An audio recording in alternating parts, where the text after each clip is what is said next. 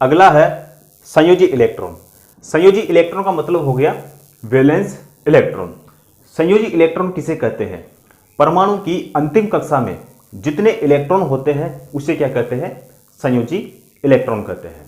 ठीक है। दूसरा है मुक्त इलेक्ट्रॉन। मुक्त इलेक्ट्रॉन का मतलब हो गया फ्री इलेक्ट्रॉन। फ्री इलेक्ट्रॉन का मतलब क्या होता है? किसे कहते हैं? परमाणु की जो अंतिम कक्षा होती है उसमें एक इलेक्ट्रॉन, दो इलेक्ट्रॉन, तीन इलेक्ट्रॉन होते हैं, उसे क्या कहते हैं? फ्री इलेक्ट्रॉन कहते हैं, मुक्त इलेक्ट्रॉन कहते हैं। देखो किसी परमाणु की, ठीक है, ये अपने पास में कोई परमाणु है, किसी परमाणु की अंतिम कक्षा में, ठीक है, अंतिम कक्षा कौन सी वाली? ये वाली। अंतिम कक्षा में जितने इलेक्ट्रॉन होते हैं उसे क्या कहते हैं? संयोजी इलेक्ट्रॉन कहते हैं। दूसरा है मुक्त इलेक्ट्रॉन यानी फ्री इलेक्ट्रॉन। फ्री इलेक्ट्रॉन किसे कहते हैं? कि परमाणु की अंतिम कक्षा में एक, दो, तीन इलेक्ट्रॉन होते हैं, उसे क्या कहते हैं? उसे कहते हैं फ्री इलेक्ट्रॉन कहते हैं। ठीक है। उसके बाद में अगला है किसी परमाणु में, ठीक है, अगर 4 इलेक्ट्रॉन से कम है तो वो क्या कहलाएगा? तो वो क्या कहलाता है? अगर 4 इलेक्ट्रॉन से कम है तो वो क्या कहलाएगा? चालक कहलाएगा। चालक का मतलब यानी कंडक्टर कहलाता है। ठीक है। अगर 4 से अधिक इलेक्ट्रॉन है तो वो क्या कहलाएगा? कुचालक कहलाएगा। कुचालक का मतलब क्या हो गया? इंसुलेटर कहलाएगा। ठीक है। अगर किसी परमाणु में 4 से अधिक इलेक्ट्रॉन है तो वो क्या कहलाएगा? कुचालक कहलाएगा यानी इंसुलेटर कहलाएगा। ठीक है। अगर केवल 4 है, केवल 4 है तो वो क्या कहलाएगा? अर्धचालक कहलाएगा यानी सेमीकंडक्टर कहलाएगा। ठीक है। देखो अगर 4 इलेक्ट्रॉन से कम है तो वो क्या कहलाएगा? चालक।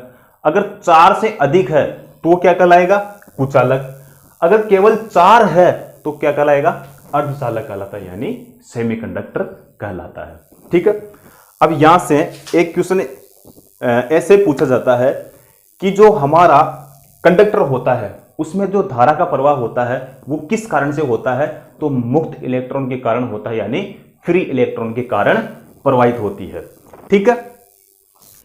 अगला है परमाणु की अंतिम कक्षा में, परमाणु की अंतिम कक्षा में 8 से अधिक और उससे पहली कक्षा में 18 से अधिक इलेक्ट्रॉन नहीं होते हैं।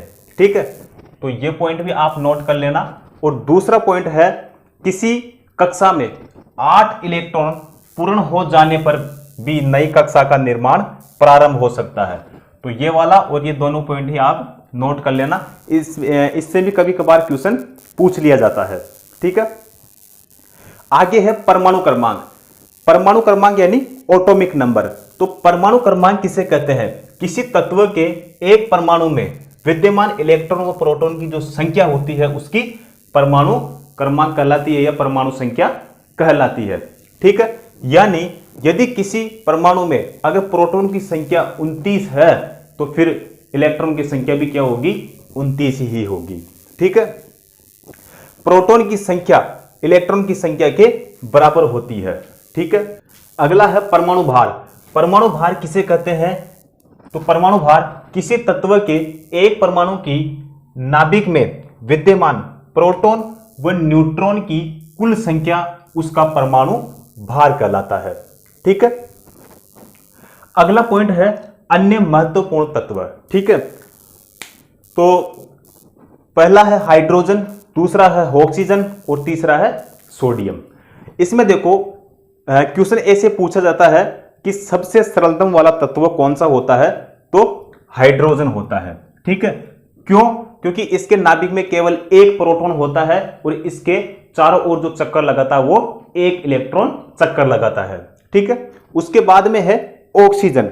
ऑक्सीजन इसके नाभिक में 8 तो क्या होते हैं? प्रोटॉन और 8 ही क्या होते हैं? न्यूट्रॉन होते हैं। ठीक है। उसके बाद में है सोडियम। इसमें प्रोटॉन की जो संख्या होती है वो कितनी होती है? 11 होती है और न्यूट्रॉन की संख्या कितनी होती है? 12 होती है। अगला है कॉपर का परमाणु। ठीक है। इसमें 2 ही क्वेश्चन पूछे जाते हैं। पहला तो ऐसे पूछा जाता है कि इसका परमाणु क्रमांक कितना होता है। तो कॉपर का जो परमाणु क्रमांक होता है वो कितना होता है, 29 होता है। या फिर पूछे कि इलेक्ट्रॉन की संख्या कितनी होती है, तो इलेक्ट्रॉन की संख्या भी कितनी होती है, 29 ही होती है। ठीक है, 2 ही क्वेश्चन बनते हैं और दोनों ही एग्जाम में पूछे जाते हैं। ठीक है।